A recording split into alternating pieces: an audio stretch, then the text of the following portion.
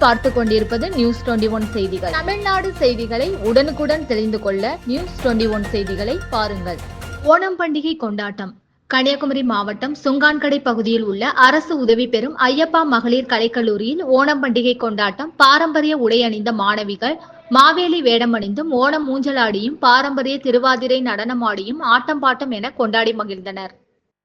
கேரள மாநிலத்தில் முக்கிய பண்டிகையாக கொண்டாடப்படும் ஓணம் பண்டிகை நாளை கொண்டாடப்பட உள்ள நிலையில் ஓணம் பண்டிகை கொண்டாட்டங்கள் களை கட்ட தொடங்கியுள்ளது.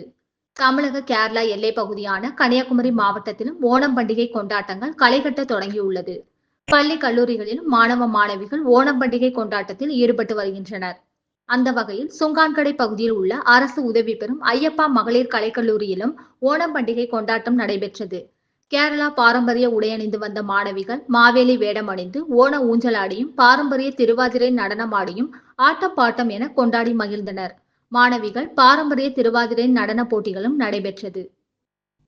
நியூஸ் 21 செய்திகளுக்காக கன்னியாகுமரி மாவட்ட செய்தியாளர் சகாயராஜன்.